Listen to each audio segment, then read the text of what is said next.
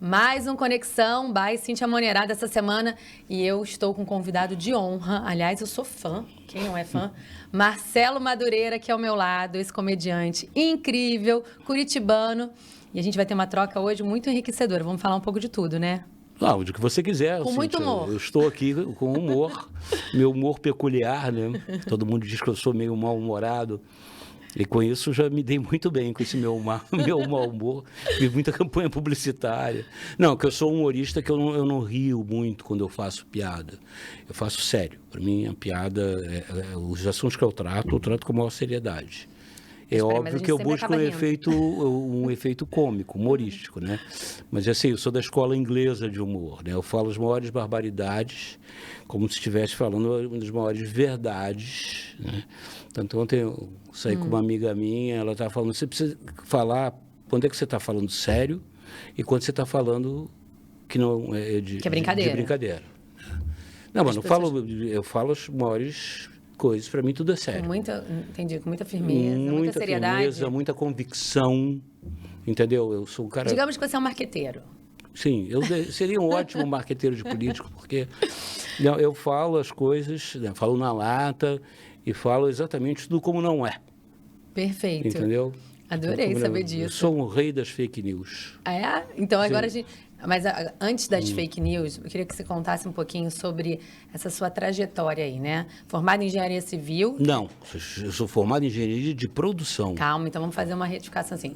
Engenharia de produção. E aí, como é que você foi parar no humor e virou assim esse ícone da comédia desde que eu me conheço por gente, eu estudei no colégio de aplicação aqui no Rio de Janeiro, da Lagoa. Desde que eu me lembro, eu descobri o poder das comunicações, da imprensa, como antigamente existia, né? Então, eu sempre tive o meu jornalzinho na escola, um jornal mural que eu fazia em casa e pregava, e eu ficava surpreso como as pessoas davam importância àquilo. Achavam engraçado, se indignavam. Eu botava as notícias que eu queria, né? E esse é um poder fantástico. Né? E eu saquei esse. E quando eu entrei para a escola de engenharia, aqui na UFRJ, eu encontrei o Roberto e o Hélio, né? E a gente resolveu fundar um jornal. Eu sempre, o jornal é comigo mesmo. E eu sempre tive um lado, assim, meio humorístico, assim, não diria tanto, mas um lado de imitar pessoas. Eu imitava meu pai muito bem, alguns amigos dele eu imitava, mas eu imitava, assim, com maior seriedade, e isso que fazia com que as pessoas rissem mais ainda. Imitava meu pai dirigindo o carro, enfim, e sempre com uma coisa assim meio irônica, sabe? Eu sempre falava as coisas com uma certa ironia. Meu irmão mais velho brincava que eu era o Woody Allen brasileiro, que eu não era um palhaço, né? Mas eu falava as coisas absurdas. Então você não era um adolescente, um menino tímido? Eu era tímido com as meninas, né? Com medo de levar um fora. E como eu não levei muitos foras com essa timidez. Mas, assim, eu gostava realmente de apresentar coisas, né? Eu era do teatro da escola, essas coisas, mas eu era viado, não. Só um parênteses. Não. Tá, mas então você já tinha uma veia artística, vai. Mas eu nunca imaginei, tanto que eu estudei engenharia, entrei para o BNDES, e fiz lá uma carreira, uma trajetória, era engenheiro lá, eu fui estudar na Itália 1 ano, depois comecei a fazer mestrado em economia, aqui também na UFRJ. Nunca pensei na minha vida que eu ia viver e ganhar dinheiro, ser famoso e ser querido pelas pessoas por falar babaquice. Nunca fazendo pensei. As pessoas rirem muito. Não, rir, mas que é uma coisa também. ótima. E que é muito bom, né, Marcelo? Mas foi uma escolha difícil para mim, Cíntia. Muito difícil, porque no dia que eu saí do banco, eu lembro, no último dia, eu indo embora para casa, eu peguei o elevador. Cara, eu chorava muito. Né? Tipo assim, eu fracassei, porque eu queria realmente ser presidente do BNDES. E como é que surgiu esse insight para você parar, né, nos maiores programas apareceu, de comédia? por uma coisa muito simples. Eu fui contratado pelo Boni em pessoa. Nossa, conta um pouquinho dessa história. Eu trabalhava, fundei a Caceta Popular, junto com o Hélio e com o Roberto. E também trabalhava com o Hubert e com o Reinaldo no Planeta Diário. Eu fui mais ou menos um elemento de ligação entre os dois. Eram dois jornais, não é? O Planeta Diário era um jornal, a Caceta Popular era uma revista, ambos de humor. Mas a gente se dava bem, os dois. Mas eu funcionei como um elo de ligação. Por quê? Porque o Planeta Diário era muito perto do BNDES. Então, acabava o trabalho, em 5, 6 horas da tarde, eu descia, pegava e subia em outro prédio e ficava trabalhando com eles até tarde. E eu me divertia, né? Eu me divertia fazendo aquilo. E aí apareceu um camarada lá, o Sérgio Mata, convidando a gente para fazer um programa de televisão. Que é o chamado... Só teve um programa, chamado Vandergleison Show. Vandergleison Show. E o Sérgio Mata era muito amigo do Boni. E quando o programa ficou pronto, que era um especial de final do ano da Band, o Sérgio pegou e levou nós três, o Reinaldo, o Hubert e eu, para mostrar o programa para o Boni, na Globo. O Boni assistiu aquele programa e falou, não quero nem saber. Quero os três, vou contratar os três agora. E de cara ele foi amor à primeira vista. Não foi amor à primeira vista, foi dinheiro à primeira vista, porque o primeiro contrato que eu tive com a Globo, eu ganhava 3 vezes mais que eu ganhava no BNDES. E mesmo assim você saiu do elevador 3 vezes eu saí chorando, porque assim, naquele momento porque eu gostava do que eu fazia lá. Eu trabalhava, digamos assim, na área-chave do banco, que era o planejamento. Então, eu trabalhava com pessoas assim, era um dream team, pessoas assim de alto nível intelectual e tal. E você tinha um sonho, né, de ser presidente? Eu queria ser presidente do banco, eu queria fazer carreira no setor público, eu gostava do que eu fazia.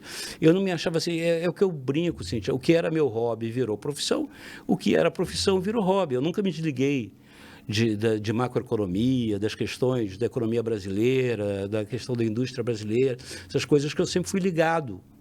Mas até a vida hoje te levou. A vida é assim, né? A vida ela vai como você está numa boia no meio do oceano, ela vai te levando para coisas e você vai vendo as circunstâncias, né? Você vai às vezes passa um cavalo encilhado à sua frente e você vai e monta, né? Não vai, bom, eu vou esperar passar um elefante encilhado para não. Né? Eu não sou assim, eu tinha uma... Tanto o BNDES foi muito generoso comigo naquela época, porque eu era um cara que investia muito em mim, né? E eu cheguei, olha, eu estou com essa proposta aqui, e eles me deram uma licença sem vencimentos, de 2 anos, que se eu fracassasse na televisão, eu poderia voltar. Ou seja, você não saiu precisava com a porta fazer abertíssima. A porta aberta, não precisava fazer concurso novamente. Eu entraria de novo lá no lugar como engenheiro, onde eu estava. Só que aí veio, né, o nosso programa incrível, o Cacete Planeta. Eu comecei fazendo TV Pirata. Eu comecei como redator da TV Pirata. Aliás, o Reinaldo também, o Hubert também, aí vieram se juntar a nós. Né, que eu escrevia também a Caceta Popular, eu fundei, e aí já tinha o Bussunda, o Cláudio Manuel. Então você já estava inserido, antes do Boni ver, né? O programa já estava inserido escrevendo o TV Pirata, que eu amava. Não. Ele me contratou, eu fui contratado para escrever TV Pirata, escrever coisas para o Fantástico e também para ser redator do Faustão. Entendi, antes de vir. Depois que acabou a TV Pirata, que veio a ideia da gente fazer o Caceta e Planeta Urgente. A gente foi se juntando, a gente fez um show aqui numa casa que se chamava, ali na Vieira Soto, chamado Jazz Mania. E virou um cult show. Então você estava sempre nos bastidores, né, Marcelo? Você nunca estava... Não. Mas aí quando eu comecei a fazer o show, né, aí eu fui para frente do palco, né? Para cantar, para contar piada, para falar bobagem, sempre com maior seriedade. Né? Nada tímido. Olha, eu sou tímido. Era engraçado porque eu fazia aquele show lá e era um show muito badalado, era um show cult da época, vinham uns famosos e tal, vinham umas mulheres maravilhosas, me davam cantada, eu ficava sem graça. E você lá na adolescência com medo de levar ou não, lembra disso? Não, pois é, mas eu também não sei o que fazer com os sims, Entendi. Com os sims. Então eu não sabia lidar com aquela coisa. Eu sabia lidar, eu sei lidar no palco. Se você me coloca na frente de 50 mil pessoas, eu sei lidar com aquela situação. Você bota na frente de uma pessoa, né? Que eu tenho que tratar de determinado assunto, uma coisa, até mandar alguém embora, para mim é um problema. Entendi. Porque hoje, né, eu virei de novo empresário, empreendedor e tal. Então, ou mesmo ter que, como é que chama? Entrevistar alguém, entrevistar assim para uma vaga, um emprego, um trabalho, uma coisa. Aqui não. Aqui é que Você fica à vontade. É porque eu acho que eu entro na persona do... O meu nome não é Marcelo Madureira. Eu sei disso. Fala pra gente o nome todo do Marcelo, ele vai falar. Aqui só interessa o Marcelo Madureira. é o que está aqui. É verdade. É o que existe. Mas tem o Marcelo antes do Marcelo Madureira, que a gente também vai querer saber um pouquinho. Era uma pessoa problemática. Né? Nome do Marcelo Meus Madureira, pais não... sem ser artístico, Marcelo? Não vale a pena falar? Não, é muito complicado. Não, mas eu acho que, assim, é óbvio que o Marcelo Madureira é uma construção que é óbvio que teve raízes no Marcelo, filho do Mauro e da Rosi, né? Irmão do Márcio, da Beth, do Manfredo, e ao longo do tempo formou uma personalidade complexa, né?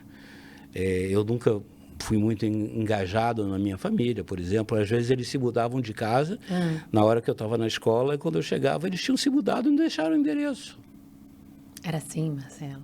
E como é que isso essas raízes perturbou muito a minha psique, né? Eu faço análise desde 6 anos de idade. E como é que é isso? Você fazer as pessoas sorrirem, rirem, e você ter... É involuntário, Cíntia. Isso é igual uma mancha de nascença. É um karma que eu carrego. Às vezes as pessoas não querem ser engraçadas e são. Perfeito. Né? Não é que eu não quisesse. Eu sempre é engraçado porque é curioso, né? Porque você sendo engraçado, essa coisa... Eu já fui bem mais famoso. Né? Não, você ainda é famoso, mas tudo bem. Não, mas assim, de não poder andar na rua, às vezes. Sim, principalmente fora do Rio de Janeiro. Uma vez, nunca esqueço, eu fui em Belo Horizonte e cheguei no hotel meio tarde e resolvi descer para comer um sanduíche. Lá numa padaria, cara, tiveram que chamar a polícia. Como é que é? Reuni uma multidão na frente, que eu não sabia o que não é por minha causa isso. Não era por minha causa, era porque eu representava. Entendeu? Então, numa cidade que, por exemplo, Rio de Janeiro, Zona Sul, as pessoas são meio blasés, né? Sim. Se fazem acostumadas com artista. Aqui no Rio tem isso. As pessoas não... O que, de certa forma, é bom porque você, né, não anda na rua. Você e tem tal. mais, né? Não tem mais privacidade, não fica aquela coisa de você... mas depende. Ficar botando óculos escuros, não tô afim hoje, não tô afim de autógrafo. Não, mas assim, olha, eu costumo dizer, Cíntia, que o maior patrimônio do artista é o público dele. Então, você tem que tratar bem o seu público em qualquer circunstância. E eu acho que eu sempre procurei fazer isso. Eu não lembro de nenhum momento de ter tratado mal o público, os fãs, assim. Se você está mal, que é normal, você é um ser humano, se está com um problema, fica em casa. Se você vai na rua, você tem que estar pronto para acolher as pessoas. Até no velório do meu pai, né, as pessoas chegaram, até descobrirem que eu estava lá por causa do velório do meu pai, né, as pessoas querem tirar selfie, querem tirar não sei o quê. Até no velório não, teve o que você veio fazer aqui? O que você veio fazer aqui? Mas teve assédio também? Tem assédio porque as pessoas não sabem, Cíntia. Você tem que botar na cabeça que para elas é uma oportunidade única ver uma pessoa que eles gostam, que se diverte a vida delas, que, enfim, traz... Que tem gente que é famosa também por ser filha da puta. Verdade. Né? Entendeu? Por ser odiada. Esses também não podem nem andar na rua, porque vão levar tomate, cebola e outros vegetais, xingamentos e tal. Quando você é querido, né, é uma sensação que é boa. É boa você ser querido, as pessoas gostarem de você, quererem tirar retrato, antigamente pediam autógrafo, hoje é mais selfie mesmo. Hoje é dia Pix. É Pix, não. Quem pede Pix sou eu. Tô brincando. Agora, Marcelo, conta pra mim, a gente falando disso, o que é a fama pra você, né? Você que veio aí de um mundo diferente, sem pensar em estar na televisão, fazendo sucesso. A fama, ela não é um fim. A fama é uma consequência. As pessoas procuram muito a fama, mas eu acho que o artista de verdade, ele não procura a fama. Ele entende que a fama é uma consequência da obra dele, nem do que ele, nem da figura dele. O que interessa é a obra dele. Um artista de verdade, ele está preocupado naquilo que ele quer, no que ele faz e no que ele vai fazer. Porque o que ele já fez é obra feita. Perfeito. Então, o artista, e aí eu sou obrigado a me entender às vezes como artista, você sente uma agonia, um desconforto interior, é uma agonia mesmo, uma angústia, do sempre o por fazer. Eu preciso, e essa piada eu já fiz, esse quadro eu já pintei, essa peça eu já escrevi, e agora? Um desafio novo? Você sempre está agoniado por um novo confronto consigo mesmo, um novo desafio. E você artista também, quando você faz uma coisa em que você mesmo se surpreende, cara, como é que eu fui pintar esse quadro? Como é que eu fui fazer essa piada? Como é que eu fui escrever esse livro? Esse reconhecimento pessoal. Não, você se surpreende com aquela sua capacidade de fazer aquilo. Porque às vezes a gente não acredita, é uma coisa, e você não adianta você chegar e chamar alguém, gritar ou telefonar, não, aquilo é você com você mesmo. Você se expõe, primeiro o artista se expõe para ele mesmo. E isso é um momento, a maior parte das vezes, sublime, né? Porque você, cara, você vê que você é uma espécie de um cavalo, né? Espírita, né? Uma coisa assim. Você, cara, como é que eu fui capaz de elaborar isso? De onde é que veio isso? Essa ideia. Perfeito. E o artista, ele tem isso também. A ideia não basta. Ele precisa transformar a ideia em algo concreto. Seja numa piada, seja numa escultura, seja em alguma coisa. E aí você alcança, durante breves momentos, um sentimento de plenitude, de realização, e logo em seguida vem o sentimento de, cara, e agora? Eu preciso fazer uma outra coisa, eu preciso me surpreender. Eu preciso me surpreender. Então, o artista está sempre agoniado. O artista, assim, é um cara que vê primeiro. Ele vê primeiro, ele interpreta a sociedade, o mundo primeiro. Por que primeiro? Porque as pessoas veem o que ele fala, o que ele fez, e se identificam ali. Riem, têm prazer, se emocionam, choram, gargalham, enfim, e elas se reconhecem ali. Se reconhecem. Perfeito. A pessoa vai lá na Capela Sistina, né, olha para o teto e vê aquilo lá que o Michelangelo pintou há 600 anos atrás. É incrível. E ela se emociona. Então, o que é ter ali? Você tem o Michelangelo Buonarroti falando com aquelas pessoas que estão olhando aquele pintor. Ele se comunica, ele viu primeiro. Mas as pessoas viram também. Então, o que o artista fez? Ele fez o favor, né, de ver primeiro para mostrar para as pessoas, olha. Então, aquela obra, qualquer uma, ela não pertence mais ao artista. Ela pertence ao mundo. Por mais, pode ser o teto da Capela Sistina, pode ser uma piada babaca. Ela pertence ao mundo. A fama, então, para você seria uma coisa mais de reconhecimento pessoal seu do que para o externo? Não, é uma coisa que vem junto com isso tudo. Né? A Fernanda Montenegro fala a fama e o seu cortejo de desgraças. E até a Fernanda Torres escreveu um livro que tem esse título, né? Nessa frase que a mãe dela fala, né? Que é a fama e o seu cortejo de desgraças. Porque, assim, a fama, ela tem coisas boas. E coisas ruins. E tem coisas ruins. Você tem muitas limitações. Né? Assim, você não pode tirar meleca no meio da rua. Ou coçar partes remotas da sua anatomia. Você tem que ter um comportamento permanente, porque você está sempre sendo vigiado, olhado. Eu lembro quando meus filhos eram pequenos, eu levava eles no shopping center E eles andavam assim, 20 metros da minha frente, porque eles tinham maior vergonha de ficar do assédio que eu sofria. Enfim. Então, o assédio das pessoas. Das pessoas também, não. Eles achavam que era um mico, e tinham toda a razão. Quer dizer, mas eu tinha que tratar das pessoas daquele jeito, e eles não queriam compartilhar daquilo. Perfeito. Entendeu? Então, a fama, a fama é boa, né? Te chamam para furar a fila de restaurante, de cinema, você constrangidamente recusa, porque Ganha também... desconto? Né? Olha, Convites VIPs. tem muita gente, engraçado, do mundo artístico, que resolve não pagar contas ou pagar por objetos porque acha que o fato dela estar ali ela já está remunerando. Eu acho isso absurdo. Isso é bobagem. Aí hoje em dia tem muito, né? Com a chegada da internet. Eu não faço permutas. Perfeito. E quando eu vou a um show, eu não gosto de ser convidado. Eu pago o ingresso, que é para poder criticar, inclusive. Porque se eu vou lá e...